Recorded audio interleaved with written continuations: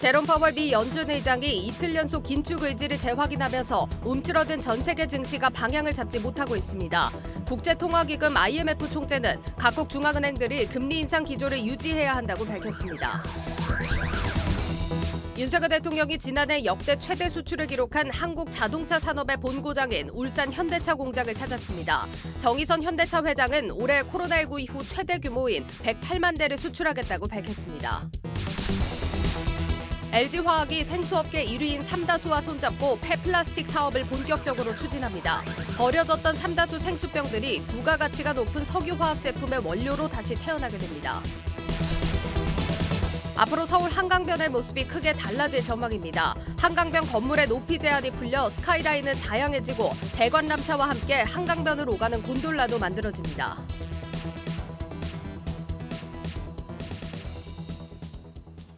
뉴스 플러스 시작합니다. 제롬 파월 미 연준 의장이 이틀 연속 긴축 의지를 재확인하면서 움츠러든 전 세계 증시가 방향을 잡지 못하고 있습니다.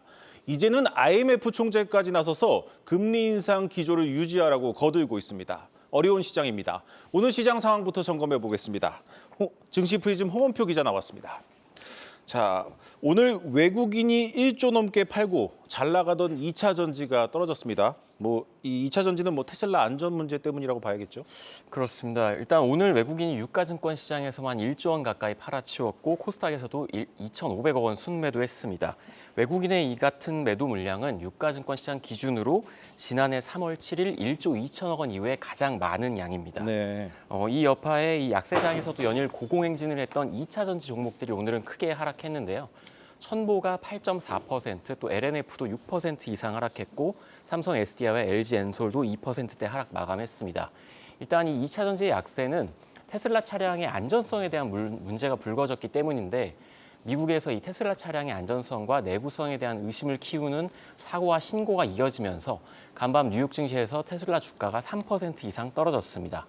미국의 이 도로교통안전국은 지난달 캘리포니아주에서 발생한 이 테슬라 모델 S의 소방차 충돌 사고 원인과 관련해서 이 주행 보조 장치인 오토파일럿 시스템을 조사하기 위해서 특별 조사팀을 파견했습니다. 또 테슬라 차량 가운데 가장 인기 있는 모델 Y의 운전대가 주행 중 빠졌다는 신고가 접수돼서 이 사안도 조사하기로 했습니다. 테슬라 악재와 함께 그동안 많이 올랐기 때문에 일부 종목은 차익 실현 매물이 나온 것으로 좀 보입니다. 네, 이 또 다른 미국발 악재의 이 가상화폐 관련주들도 떨어졌습니다. 이게 어떤 내용입니까? 네, 현지 시간 8일 암호화폐 전문은행인 미국의 실버게이트 캐피털이 청산을 선언했습니다. 네. 이 소식이 전해지면서 이 실버게이트의 주가는 시간 외에서 무려 40%나 폭락했는데요. 실버게이트는 암호화폐 전문 대형은행 두 곳 중 하나입니다. 이 총 자산 규모는 110억 달러, 우리 돈으로 약 15조 원인데 실버게이트는 성명을 내고 최근 암호화폐 업계의 규제 환경에 비춰서 은행 영업을 질서 있게 접고 자발적으로 청산하는 게 최선의 방안이다, 이렇게 밝혔습니다. 이 소식이 전해지면서 비트코인이 하루 만에 2% 이상 하락하면서 22,000달러 밑으로 내려왔습니다. 국내 가상화폐 관련주도 약세를 기록했는데요. 위지트는 3.3% 정도 하락을 했고 비덴트도 3%대 하락했습니다.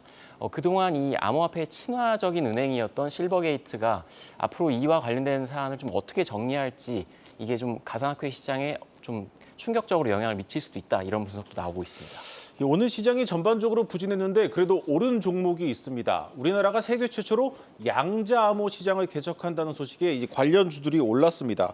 이 양자암호 좀 생소합니다. 좀 자세히 설명해 주시죠. 네, 일단 양자암호는 양자 역학의 특성을 이용해서 암호를 만들고 해독하는 것을 이야기하는데 네. 우리가 갖고 있는 통신 기술로는 좀 불가능한, 좀 더 이제 더 암호화된 그런 작업이 가능한 것을 이야기합니다. 예. 국가정보원이 이 양자암호 통신 제품에 대해서 본격적인 심사에 착수한다는 소식이 전해졌기 때문에 주가가 많이 올랐습니다. 일단 이 IT 분야에서 보안이 점점 중요해지면서 이 분야가 글로벌적으로 굉장히 커지고 있는데요. 일단 KCS가 상한가를 기록했고 우리로라는 기업도 17% 이상 올랐습니다. 이 KCS는 기업의 정보화 시스템을 구축하는 IT 전문 기업인데 보안 솔루션을 구축하는 데 굉장한 장점이 있다고 알려져 있습니다. 그리고 우리로는 이 SK텔레콤과 또 정부 기관과 함께 이 통신망 기술 개발을 이제 완료를 했고, 또 이 양자암호 통신 핵심 부품인 이 초고감도 광학 센서를 칩에 구현한 이 단일 광자 검출기를 상용화하는 데 이미 성공한 기업입니다. 예, 끝으로 이제 내일 정도 좀 살펴보겠습니다. 내일 이제 구로다 일본은행 총재의 마지막 날입니다. 그렇습니다. 내일 일본은행의 통화 정책 회의가 열리는데 구로다 하루이쿠 총재의 마지막 이제 총재 회의입니다. 다음 달부터는 우에다 가조 신임 총재가 주재할 예정인데 네. 구로다 총재는 일본의 이 초완화적인 통화 정책을 편 인물로 잘 알려져 있는데 내일 마지막 회의에서 좀 어떤 발언을 할지 좀 주목이 되고 있고요. 한편 이 우에다 신임 총재 같은 경우는 구로다 총재보다는 좀 더 매파적인 위치에 있다 이렇게 평가가 나오고 있어서 지금의 일본 통화 정책 방향을 수정할 수도 있습니다. 그리고 내일은 오후 5시에 이 넷플릭스 오리지널인 더 글로리 파트 2가 이제 공개가 됩니다. 아, 네. 이제 전 세계적으로 인기를 끌고 있기 때문에 제작사인 스튜디오 드래곤의 주가가 반등할 수 있을지도 좀 지켜봐야겠고요.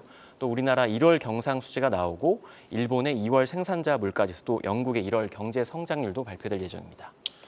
증시 프리즘 홍원표 기자였습니다.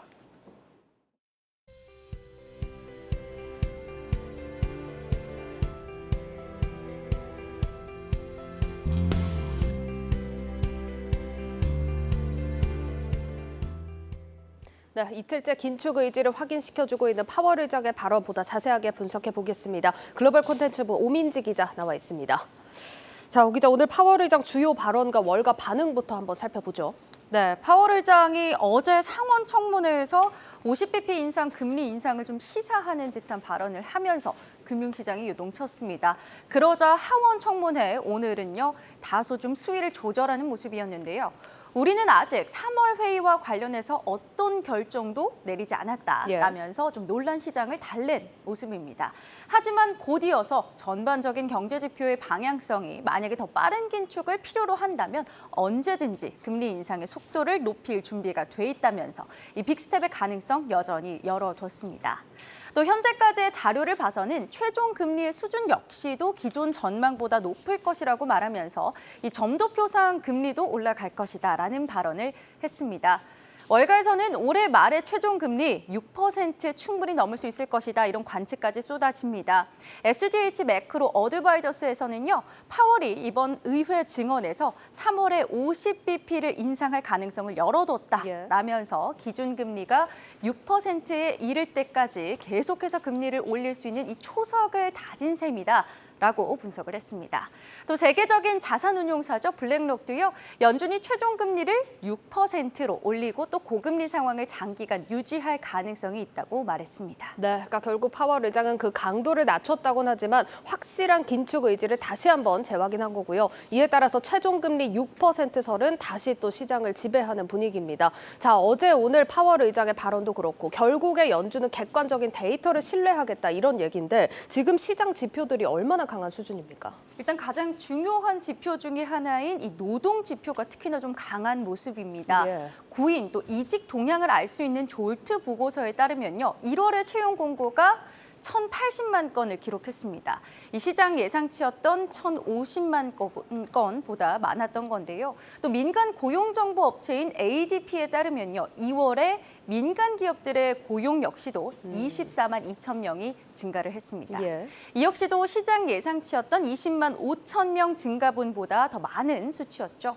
또 미국 노동부가 이번 주 금요일 밤에 발표하게 되는 2월 비농업 고용도요 22만 5천 명 증가할 것이라고 시장이 예측하고 있습니다. 물론 이 수준이 1월에 기록했던 51만 7천 명보다는 줄어든 수준입니다만 경제학자들은 인플레이션 완화를 나타내려면 10만 명 이하로 증가해야 된다라고 보는데 이보다는 여전히 거리가 있는 겁니다. 예. 이처럼 여전히 좀 노동시장이 견조하면서 연준이 긴축의 고삐를 쥘 근거가 되고 있는 겁니다. 예, 그러니까 결국에 3월 빅스텝이 유력하다 이런 목소리가 더욱더 커질 수밖에 없어 보이는데 월가 분위기는 어떤가요? 네, 월가도 어느 정도 3월의 빅스텝은 좀 마음의 준비를 하고 있는 모습입니다. 예. 데이터 트랙은요, 2월에 연준이 금리 인상폭을 25bp에 그친 것은 지금 보니 실수였던 것 같다라고 이야기를 했고요. 엘 에리언 알리안츠 수석 경제 고문도요, 연준이 지난 회의에서 금리를 50bp 인상했어야 한다라면서 연준이 실수를 하면서 경제가 침체에 빠질 수도 있을 것 같다고 실수라고 언급을 언급했습니다. 하네요. 네, 맞습니다. 또 IMF 총재 역시도 발언을 했습니다. 물가가 다시 오르는 것 막기 위해서라도 연준이 금리 인상을 조기 완화해서는 좀 안 되겠다라면서 이 고강도 긴축에 힘을 실어주는 목소리를 냈습니다. 시카고 상품거래소 패드워치에 따르면요, 3월에 50bp 인상을 점치는 전문가들의 비율도 상당히 좀 올랐습니다. 일주일 전만 해도 30%가 안 됐거든요. 예. 어제 69.8%, 오늘은 77.1%를 기록하고 있습니다. 예, 점점 올라가는 수치입니다. 연초 시장의 기대와는 또 점점 더 멀어지는 모습인데, 그런데 문제는 이게 3월의 빅스텝을 넘어서 결국 데이터가 그대로라면 5월과 6월에도 금리 인상이 이루어질 수 있다, 이런 얘기 아닙니까? 네, 맞습니다. 일각에서는 이 연준이 의사결정의 근거로 쓰고 있는 이 시장 지표, 앞으로 더 강할 수 있다라는 분석도 나옵니다. 올해 겨울이 좀 예년보다 따뜻했잖아요. 예. 이 따뜻했던 날씨 역시도 경제 지표에 문제를 좀 낼 수 있다라는 의견도 나옵니다. 함께 들어보시죠. You know, January was interesting. It was unseasonably warm weather. When you have unseasonably warm weather, people are a lot more active than they normally would have been. So there's a lot more consumption going on, and that's what can make for stronger economic numbers. 실제로 미국의 1월 소비도요, 고용 회복과 더불어서 이 온화했던 날씨로 인해서 3% 깜짝 증가하기도 했고요. 이후에서도 따뜻한 겨울 덕분이다라면서 올해 경제 성장률 전망을 기존 0.3%에서 0.8%로 상향했습니다. 예, 또 생각지도 못한 날씨가 또 변수가 된 모습입니다. 주식 시장도 방향 잡기가 더더욱 어려워진 상황인데, 월가에서는 어떤 전망들 나오고 있을까요? 뭐 예상하셨겠지만 월가에서도 미국 증시의 약세장이 좀 이어질 것으로 본다고 말하고 있습니다. 네. 데이터 트랙은요, 연준의 금리 정책과 또 경제 성장에 대한 불확실성 등으로 이 S&P 500의 밸류에이션에 대해서 좀 보수적인 입장이다라고 밝혔습니다.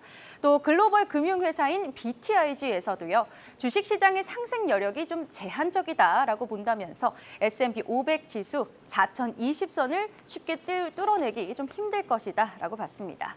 그러면서 달러화 약세가 이루어져야만 이 주식시장이 반등할 수 있는데, 예. 현재는 연준의 금리 정책 전망도 매파적이기 때문에 주식시장의 상승을 기대하기는 좀 어렵겠다, 이런 분석입니다. 미국의 투자정보 업체인 베어트랩스 창업자인 레리 맥도날드는요, 이번 파월 발언 이후에 폭락장이 예상된다고 경고하기도 했는데요. 주식시장 또 신용시장의 위험도를 측정하기 위해서 개발된 이 리먼 시스템 위험 지표가 파월 의장의 청문회 발언 이후 시장 붕괴 수준을 나타냈다라는 겁니다. 그러면서 무려 60일 안에 폭락장이 올 수 있다, 이런 무시무시한 경고를 내놨습니다. 네, 60일 얼마 안 남았는데, 네. 일단 몇 년 전부터 이렇게 많이 겪어온 상황이지만 이런 경고들이 언제 들어도 적응이 되진 않습니다. 자, 그러면 이제 투자자들 어떤 식으로 대응을 해야 될까요?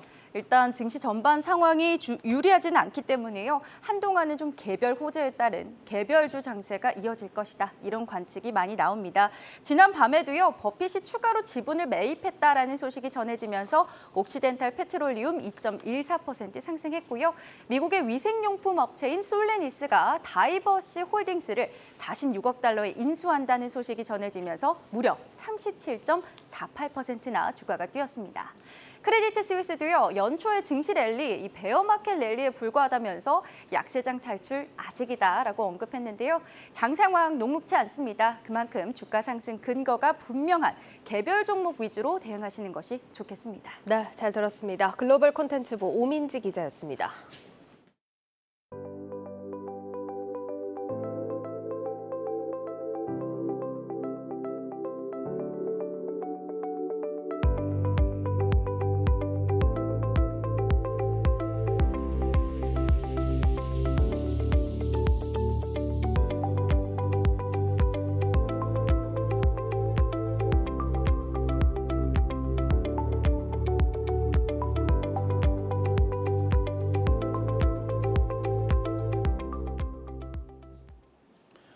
LG화학이 생수업계 1위인 삼다수와 손을 잡고 폐플라스틱 사업을 본격적으로 추진합니다. 버려지는 삼다수 생수병들을 다시 부가가치가 높은 석유화학 소재로 탈바꿈시키는 건데, 재활용 플라스틱 사용 의무화와 함께 시장이 급격히 커지고 있습니다. 이지효 기자의 단독 보도입니다. LG화학이 국내 생수 1위 업체 삼다수와 폐플라스틱 사업을 추진합니다. 한국경제TV 취재 결과 LG화학은 삼다수의 폐플라스틱 생수병을 활용해 석유화학 고부가 소재를 만드는 사업을 준비 중입니다. 투명한 몸체 외에 뚜껑과 그 경계에 있는 플라스틱 링 등 다양한 플라스틱을 활용해 파일럿 테스트를 진행하는 것으로 확인됐습니다. 그동안 쓰고 남은 폐플라스틱은 소각했는데 이걸 활용해 석유화학 제품의 원료로 사용하겠다는 겁니다. LG화학을 비롯해 국내 석유화학 회사들은 폐플라스틱 사업을 서두르고 있습니다. 자원순환기본법 전부 개정안이 통과되면서 당장 내년부터 원료, 제품, 유통 등 전 단계에서 순환자원을 활용해야 하기 때문입니다. 앞으로 원료 사업자는 순환 원료를, 삼다수 같은 제품 사업자는 재활용 플라스틱을 의무적으로 써야 합니다. LG화학을 비롯해 국내 석유화학사들이 폐플라스틱 사업에 나서는 이유입니다. 삼다수는 가장 매력적인 협업 파트너로 꼽힙니다. 국내 생수 시장 1위는 제주 삼다수로 지난해 기준 시장 점유율이 35.7%에 달합니다. 2위 롯데칠성음료의 아이시스에 비해서 압도적으로 시장 지배력이 큽니다. 그만큼 폐플라스틱이 많이 나온다는 뜻입니다. 더욱이 삼다수는 생수병을 직접 만들고 있고 쓰고 남은 생수병을 회수하는 자체 프로그램도 구축한 상태입니다. 삼다수가 2030년까지 플라스틱을 50% 절감하겠다고 밝힌 만큼 앞으로 석유화학사들과의 협력이 가시화될 전망입니다. SK케미칼 역시 세계 최초로 화학적 재활용 페트를 상용화해 현재 삼다수에 공급하고 있습니다. SK케미칼은 중국 재활용 플라스틱 업체 슈엘을 최근 인수하며 폐플라스틱 사업에 본격적으로 뛰어들었습니다.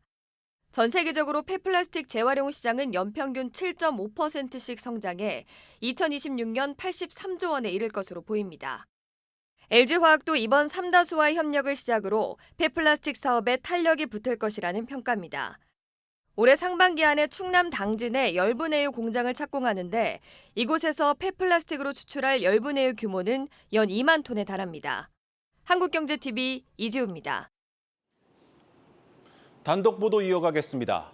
LIG 넥스원과 하나시스템이 오는 7월 창설되는 군 드론 작전 사령부에 드론 부대를 운용하는 통합 시스템 개발에 착수한 것으로 확인됐습니다. 공격과 방어를 나눠서 통합으로 운영되는 이 시스템은 공격용 드론은 LIG 넥스원이, 방어용 드론은 하나시스템이 개발을 맡았습니다. 송민화 기자의 단독 보도입니다. 지난해 말 북한 무인기가 우리 영공을 뚫자 윤석열 대통령은 드론 작전 전담부대 창설을 지시했습니다. 이에 합동참모본부는 드론 작전 사령부 창설을 공식화하고 이르면 오는 7월 창설을 앞두고 있습니다. 북한의 무인기 도발 이후 전략적, 작전적 수준에서 다양한 임무 수행이 가능한 합동 드론 부대 창설 필요에 따라 합참의 창설 준비단을 편성하여 창설을 준비 중입니다. 부대 창설 시기가 앞당겨진 만큼 드론 부대를 운영할 우리 군의 통합 솔루션 개발 속도도 빨라질 전망입니다. 통합 솔루션은 드론 장비와 통신, 지휘 통제 체계를 연동해 운용하는 시스템을 말합니다. 국방부는 드론이 우크라이나 전쟁에서 효과가 검증된 만큼 방산 기업을 적극적으로 활용해 개발 속도를 높일 계획입니다.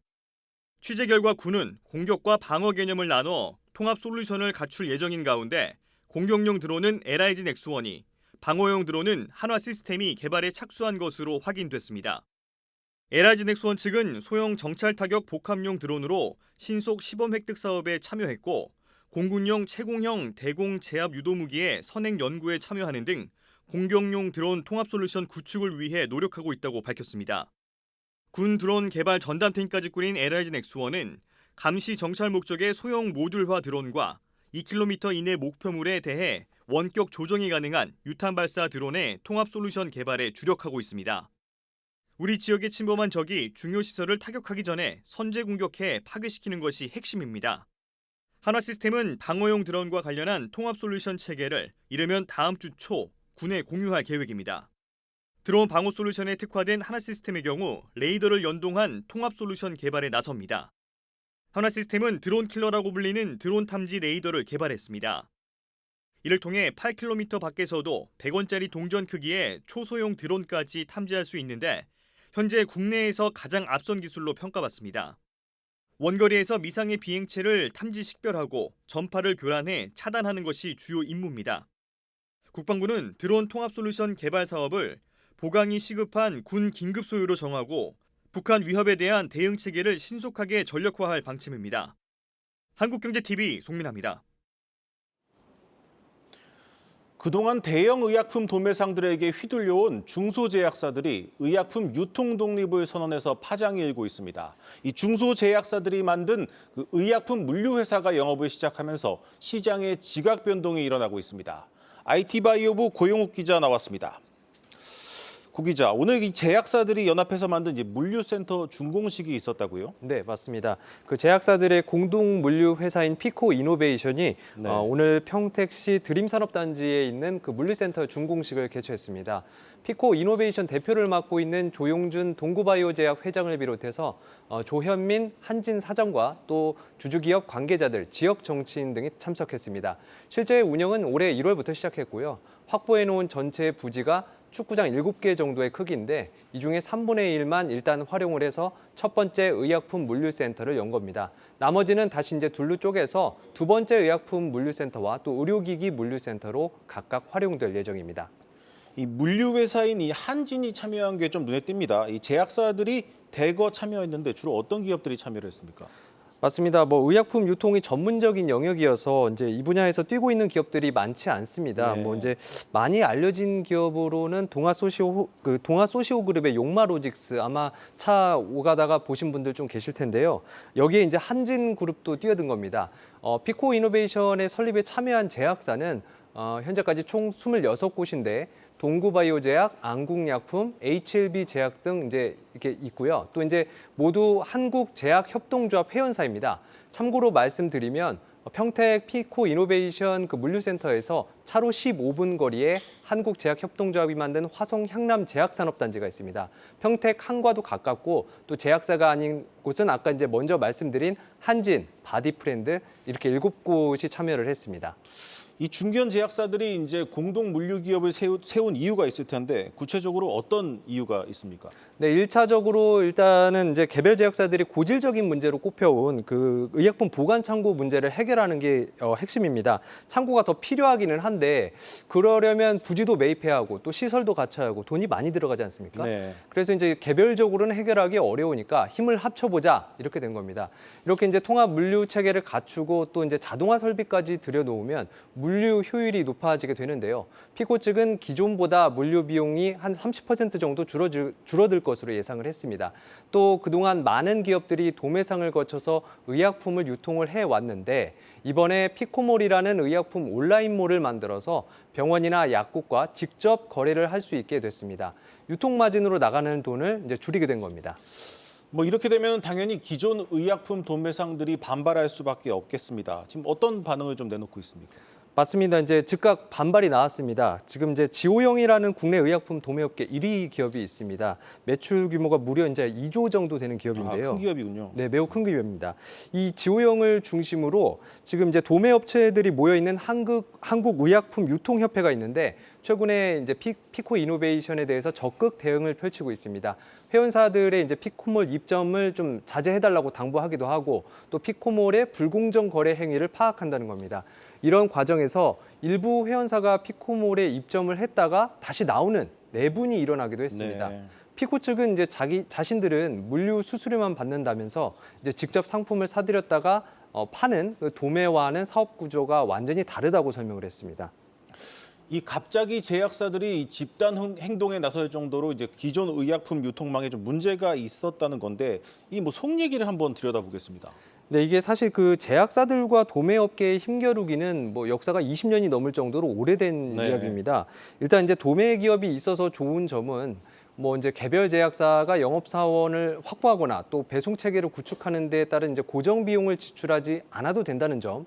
그리고 이제 수요자인 병원이나 약국 입장에서도 도매상과 관계를 유지하기만 하면 수백 곳의 이제 제약사와 일일이 연락을 주고받을 필요가 없어서 이제 편한 점. 이런 점들이 이제 시장의 기본적인 구조였고요. 이런 네. 이제 구조 위에서 충분한 역량과 유통망을 갖춘 도매 기업들이 나타났습니다.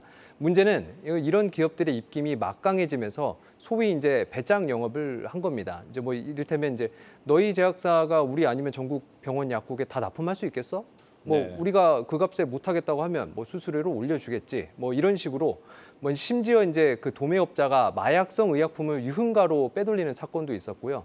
이렇게 이제 의약품 유통 질서가 흐려지는 문제가 있었습니다. 그러니까 이 선을 지키면서 이제 서로 잘하는 것만 잘했으면 여기까지 오지는 않았을 것이다. 뭐 이렇게 봐도 되는 겁니까? 네, 그렇게 볼 수도 있는데 이제 네.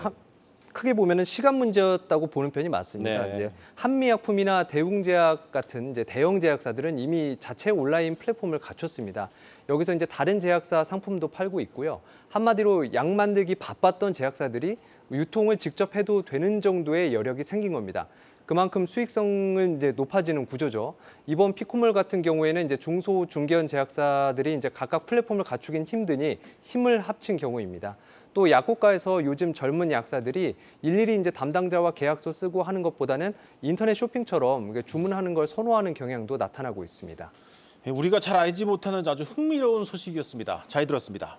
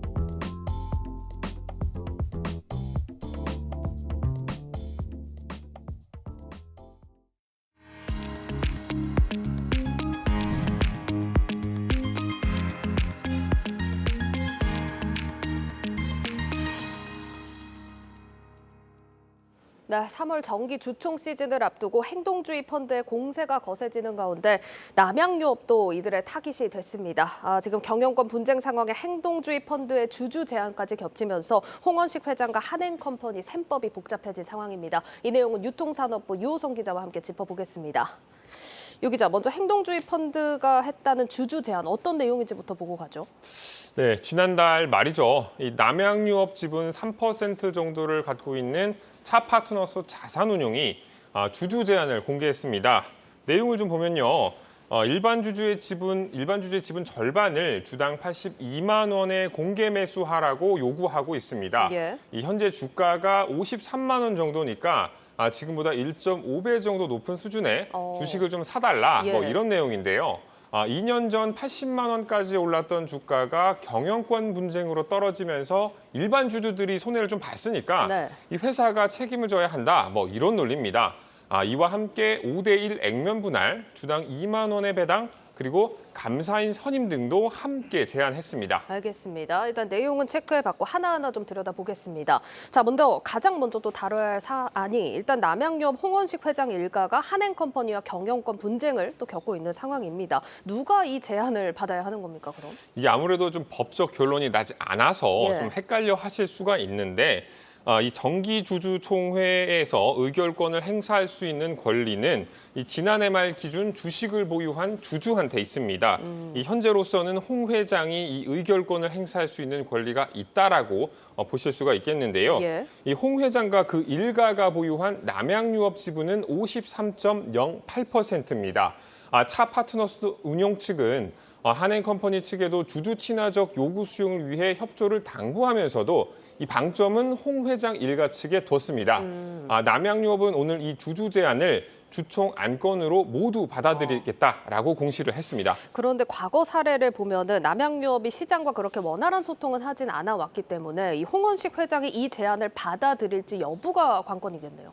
네, 맞습니다. 이 과거 사례를 좀 보면 지분 6%를 보유한 이 국민연금이 이 배당을 좀 늘리라라고 하자 남양유업은 지분의 6% 지분 6%를 가지고 있는 국민연금이 이 주주 권익을 대변하는 것이 이치에 맞지 않다라면서 거부를 한 바 있습니다. 네.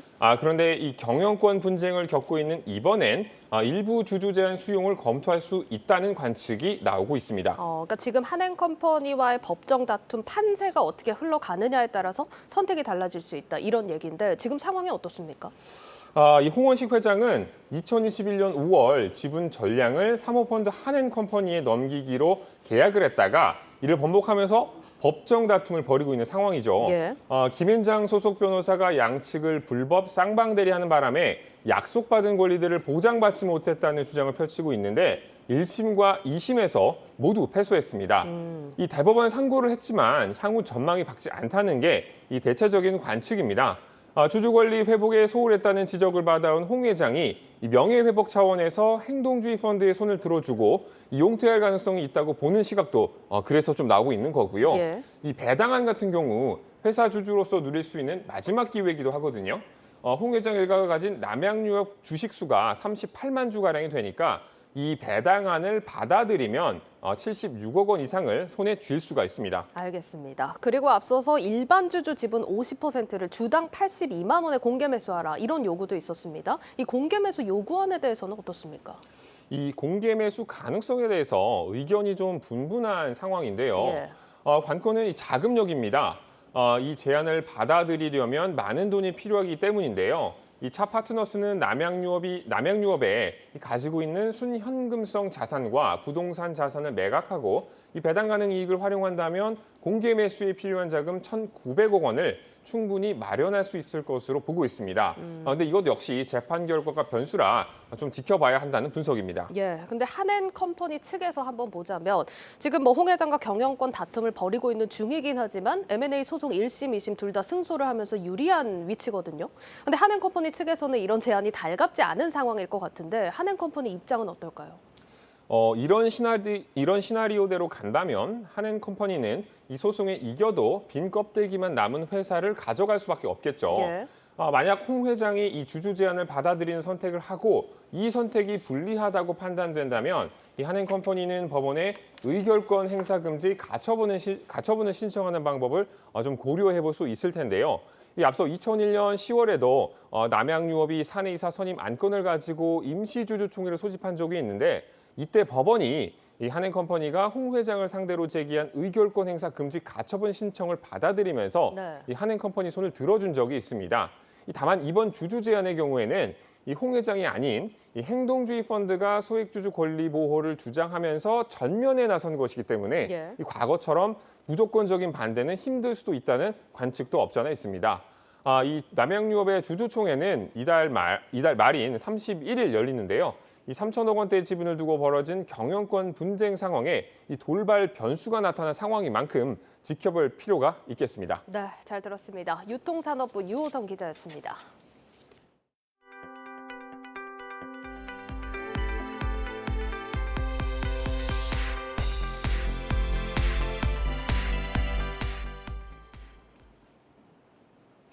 서울에 사신다면 한 번쯤은 한강공원을 가보셨을 겁니다. 어딜 가나 비슷한 모습에 조금은 단조롭다는 생각도 하셨을 겁니다. 앞으로 이런 서울 한강변의 모습이 싹 달라질 것으로 보입니다. 서울시가 한강변을 사실상 전면 개발하는 새로운 한강 프로젝트를 발표했습니다. 정원우 기자입니다. 한강물 위로 곤돌라와 도심 항공기가 다니고 한강변 아파트들은 저마다 스카이라인을 뽐냅니다. 서울시가 발표한 그레이트 한강 프로젝트 구상입니다. 오세훈 시장이 지난 2007년 발표한 한강 르네상스 사업의 업그레이드 버전입니다. 많은 시설물들이 한강 주변으로 들어가면서 명실공히 문화와 예술을 한강변에서 여가 시간에 즐길 수 있도록 하는 것이 핵심 컨셉이 되겠습니다. 한강변인 상암동의 대관람차 서울링, 여의도공원의 제2세종문화회관 등이 들어서고 글로벌 마이스 허브로 탈바꿈할 잠실운동장 개발도 속도를 냅니다. 강남북을 잇는 곤돌라와 2025년 상용화 목표인 UAM, 난지, 여의도, 잠실, 이촌 마리나까지 지상과 수상, 공중을 망라한 이동수단이 갖춰집니다. 한강 수영장은 자연형 물놀이장으로 바꾸고 어디서나 한강에 도보 10분 이내 접근이 가능하도록 보행로도 확충하기로 했습니다. 서울시는 용산국제업무지구 등 한강변 핵심 거점을 도시 혁신구역으로 개발하고 한강변 아파트 15층 제한 등도 완화해 스카이라인을 차별화할 방침입니다. 모두 55개에 달하는 사업 비용에 대해 오 시장은 상당 부분 민간 투자 사업이 될 가능성이 높다며 경쟁이 너무 치열해 선정하는 데 즐거운 비명을 지르지 않을까 한다고 오히려 기대감을 내비쳤습니다. 한국경제TV 정원우입니다. 가상자산 관련 법안 논의가 또다시 밀렸습니다. 가상자산을 제도권 안으로 편입해 투자자 보호를 강화하는 게 골자인데 논의가 시작된 지 3년째인데 여전히 제자리 걸음입니다. 법이 생기기만을 마냥 기다릴 수 없는 가상자산 업계는 스스로 투명성을 높이기 위해 노력하고 있습니다. 이민재 기자입니다. 3월 국회에서는 물꼬를 틀 수 있을 것으로 예상했던 디지털 자산법. 이번 정무위원회 법안 소위에서도 진전은 없었습니다. 한국은행에 따르면 전 국민의 16%가 가상자산 계좌를 가지고 있음에도 규제 공백으로 투자자 보호에 빈틈이 예상된다는 우려가 나옵니다. 토큰 증권 제도화와 달리 디지털 자산법은 시작조차 못해 규제 불균형이 커진다는 지적도 제기됩니다. 사실 다른 전통 시장과는 다르게 저희 블록체인 업계, 특히 이 가상자산 시장 쪽은 정말 하루가 다르게 빠르게 변하고 있고요. 사실 그 유틸리티 토큰에서부터 저희가 다른 뭐 덱스 거래소라든지 NFT 이게 빠르게 변화하고 있는에도 불구하고 이 대응은 상당히 느린 부분입니다. 지지부진한 법제화를 마냥 기다릴 수 없는 가상자산 업계는 자정 노력에 몰두하고 있습니다. 증권성을 가지고 있는지 가상자산을 조사하고 공통 가이드라인을 통해 상장 심사를 공정하게 하는 것 등이 대표적입니다. 디지털 자산 평가 코레이팅과 가상자산 거래소들이 손잡고 공동 IR을 한 것 역시 그의 일환입니다. 포블게이트, 프로비트, 플라이빗, 플레타 등 6개 코인마켓 거래소가 참여해 원픽 코인 등에 대한 분석을 진행했습니다.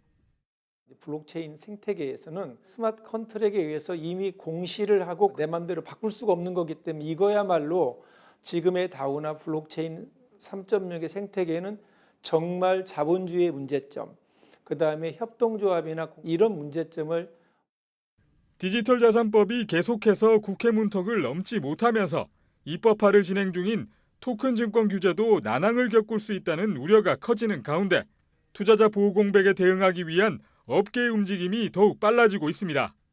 한국경제TV 이민재입니다.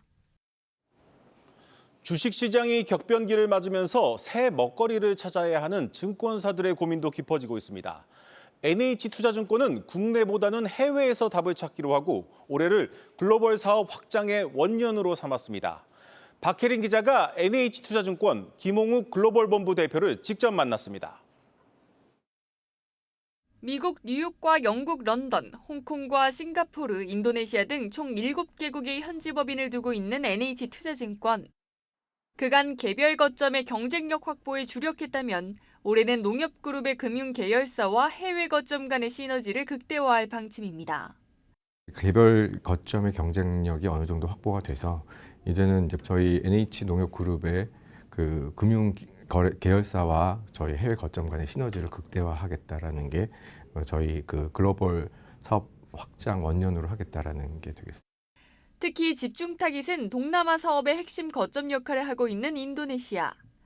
인니에 국내 증권사 중 최초로 진출한 NH투자증권은 IB 영업과 채권 중개, 신용 공여로까지 수익원을 확대해 나가고 있습니다. 지난해에는 7건의 현지 기업 IPO를 주관해 역대 최다 실적을 기록하기도 했습니다. 올해 NH투자증권의 목표는 한국 본사의 비즈니스 모델을 인도네시아에 전면 이식하는 겁니다. 인도네시아, 베트남에 그 오프라인 거점뿐만이 아니라 디지털 거점을 확대하는 쪽으로 그렇게 좀 준비를 하고 있습니다. 핀테크 회사나 디지털 회사와의 협업을 통해서 그 가장 앞선 디지털 협력 관계를 통한 수익성 창출을 해나가고 있습니다. 글로벌 금융 허브의 한 축을 담당한 홍콩 법인의 역할도 중국 사업 진출을 위해 확대 개편할 방침입니다. 싱가포르에선 라이센스와 신설법인 확대를 검토하고 있습니다. 지금 현재 해외 거점에 약 9천억 원 정도의 자본이 지금 나가 있는 상태인데 저희가 외형적으로는 국내 증권사 중에 탑은 아니십니까? ROE 면에 있어서나 또는 다른 경쟁력에 있어서는 가장 잘 체계적으로 갖추어진 글로벌 플랫폼을 갖추고 있다라고 생각을 하고 있습니다. 올해를 해외 사업 확장의 원년으로 삼은 NH투자증권. 기회의 땅 동남아에서 새 동력을 키울 수 있을지 주목됩니다. 한국경제TV 박혜린입니다.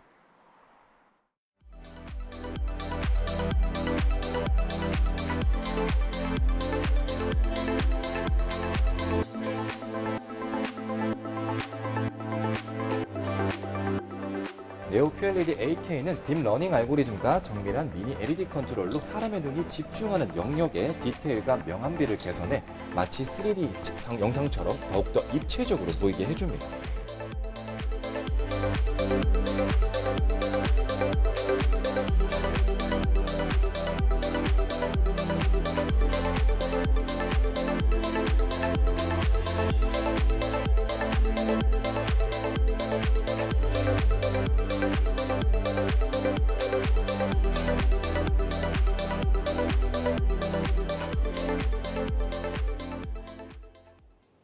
보험 사기 처벌을 강화하는 보험 사기 방지법을 비롯해 실손보험 청구 간소화 법안 등 민생 관련 법안들이 국회 문턱을 또 넘지 못했습니다. 특히 보험 사기의 경우 적발 금액만 연간 1조 원에 달하는데 그 부담을 선량한 가입자들이 고스란히 떠안고 있는 실정입니다. 장슬기 기자의 보도입니다. 보험 사기 처벌을 강화하는 내용의 보험 사기 방지 특별법 개정안이 국회 문턱을 넘는데 또 실패했습니다. 오늘 열린 국회 법안심사 소위에는 보험 사기 방지 특별법 개정 법률안만 11건이 안건으로 올랐으나 결국 논의되지 못하고 다음 소위로 미뤄졌습니다. 현재 국회에 상정돼 있는 보험 사기 방지 관련 법안은 보험 범죄 합동 대책반 설치와 브로커 행위 금지, 보험 사기 유죄 확정 판결을 받았을 때 편취한 보험금을 반환하도록 의무화하는 등 처벌을 강화하는 방안이 주요 골자입니다. 해당 법안이 통과되면 보험 사기로 부당하게 새는 돈이 줄어 보험사의 손해율 개선으로 이어지고 가입자들의 보험료 인하 효과도 나타날 것으로 업계는 보고 있습니다. 지난 2021년 기준 보험 사기 적발 금액은 약 1조 원으로 그 규모는 매년 꾸준히 늘고 있는 상황.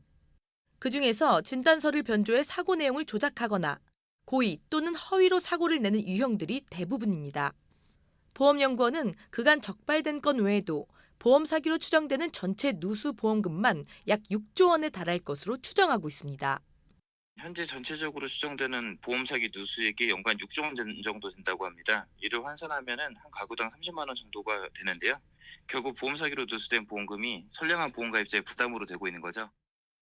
가입자들이 일일이 영수증을 제출할 필요 없이 전산으로 보험금 청구가 되는 실손보험 청구 간소화 법안도 수차례 논의 대상으로 거론됐으나 이날 법안 소위에는 상정조차 되지 않았습니다. 다만 보험업계와 의료계가 함께 참여하는 팔자 협의체 논의가 이날 첫 발을 뗀 만큼 국회의 움직임에 의미 있는 변화가 있을 것이란 기대감도 나옵니다. 한국경제TV 장슬기입니다. 금리 인상이 주춤해지고 주식시장이 박스권에 머물면서 다시 중위험 중수익 상품인 ELS에 대한 관심이 높아지고 있습니다. 지수 반등으로 조기 상환에 성공하는 ELS들이 속속 등장하면서 발행 시장의 분위기도 살아나고 있습니다. 박찬휘 기자입니다. 지난해 증시 급락으로 원금 손실 구간에 진입한 상품이 속출하면서 부진한 모습을 보였던 ELS. 지난해 상반기 기준 녹인이 발생한 ELS 규모는 2,800억 원에 달했습니다. 그러나 연초 증시가 반등한 뒤 박스권 장세를 보이면서 중위험 중수익 상품인 ELS가 다시 회복될 조짐을 보이고 있습니다. 녹인이 발생했던 일부 상품이 원금 회복 구간까지 반등하며 기사 회생했기 때문입니다. 지난해 4월에 발행된 한국투자증권의 ELS 제14,921회의 경우 기초자산으로 하는 테슬라의 주가가 올 들어 큰 폭으로 반등하면서 지난달 원금 회복 구간으로 돌아섰습니다. 뿐만 아니라 증시 반등에 힘입어 올해 조기 상환 건수도 급격하게 늘어나기 시작했습니다. 연초 이후 ELS 조기 상환 건수는 2,400여 건으로 전년 동기 대비 2배 넘게 늘었습니다. 지난해 하반기에 발행된 ELS도 증시가 반등한 이후 박스권에 머물면서 상반기 중 무난히 조기 상환될 전망입니다. 이러한 분위기 속에 증권사들은 하나둘씩 ELS 상품을 선보이고 있습니다. 이에 지난달 ELS 상품 발행액은 지난해 9월 이후 처음으로 2조 원을 돌파했습니다. 일단은 시장이 좀 안정화되는 국면에 있고 지금 저점 대비를 오르긴 했지만 주식시장 여전히 역사적으로 저평가 수준에 위치하고 있기 때문에 지금 같은 경우에는 ELS 시장에 들어가시더라도 리스크보다는 좀 더 수익을 낼 확률이 높은 상황이라고 생각됩니다. 다만 기초자산에 따라 수익률이 천차만별이고 원금 손실도 발생할 수 있기 때문에 꼼꼼히 따져봐야 한다고 말합니다. 본인의 그 리스크 성향에 맞춰서 이게 이제 고율의 상품이냐 아니면 안정적인 그 수익을 추구하는 상품이냐 요거를 좀 먼저 구분하셔야 될 것 같고 주식시장 상황에 따라서 원금 손실이 발생할 수 있다는 것들은 충분히 인지하시고 투자하셔야 되겠습니다. 더불어 과거에 변동성이 컸던 기초자산의 경우 작은 충격에도 다시 변동성이 커지는 경향이 있기 때문에 투자 시 주의가 필요하다고 조언합니다. 한국경제TV 박찬유입니다. 손쉬운 이자 장사로 폭리를 취했다는 비판에 휩싸인 은행들을 규제하자는 법안들이 쏟아졌지만 정작 국회에서 속도를 내지 못하고 있습니다. 하지만 이른바 은행 횡재세 도입 얘기가 나올 정도로 정치권의 분위기는 여전히 강경합니다. 이에 따라 은행들의 주가 전망도 어두워지고 있습니다. 박승환 기자입니다. 빗발치는 여론의 은행법 손질 작업도 속도가 붙고 있습니다. 오늘 오전 국회 정무위는 법안 심사 소위를 열고 은행법 개정안 검토에 들어갔습니다. 논의 순서가 뒤로 밀려 제대로 된 검토가 이뤄지진 못했지만 안건이 상정된 만큼 통과는 시간 문제입니다. 개정안의 내용을 살펴보면 금융위원회에 금리 감독 권한을 주는 것이 대표적입니다. 시중은행들의 예금금리와 대출금리가 적절하게 매겨졌는지 따져보고 금융당국이 이를 올리거나 내리도록 할 수 있게 하겠다는 겁니다. 은행이 어떤 기준과 근거로 금융소비자에게 적용될 이자를 계산했는지를 설명할 책임도 강화합니다. 은행이 대출자에게 잘못된 기준으로 높은 이자를 받은 사례가 있었던 데다 금융소비자와의 정보 비대칭을 무기로 마진을 챙긴다는 판단에서입니다. 이에 더해 신용도가 오른 대출자가 금리 인하 요구를 거절당하면 그 이유를 설명하도록 하고 은행들의 서민금융 액수를 늘리는 은행 횡재세 도입도 검토 중입니다. 이러한 움직임은 금융주를 향한 투자 심리를 얼어붙게 하고 있습니다. 수익성은 물론 배당을 두고도 기대치가 낮아지기 때문입니다. 개정안이 통과되면 은행들의 이익이 줄어들 것으로 예상되는 데다 올해 금융시장 위기에 대비해 평년 이상의 충당금을 확보해둔 만큼 배당액을 줄일 수도 있다는 관측입니다. 증권가에서 최근의 규제 움직임이 은행의 이자, 비이자익 전반에 악재가 될 것이라 보는 이유입니다. 최근에 외국인 순매수 현황을 보면 좀 나가기는 하셨었잖아요. 아무래도 얘기하셨던 규제 관련된 이슈가 좀 큰 것도 있고요. 지난 몇 년간에 걸쳐서 은행주주들이 단기간에 25% 이상 오른 경우에는 차익 실현 매물도 분명히 존재는 합니다. 실제로 국내 9개 금융지주 은행이 포함된 KRX 은행지수는 한 달 동안 10% 넘게 빠진 상황. 일각에서 집권 여당이 내년 총선까지 은행 길들이기를 이어갈 것이란 예상이 나오는 가운데 금융주를 향한 투심 위축은 한동안 계속될 것이란 분위기입니다. 한국경제TV 박수환입니다.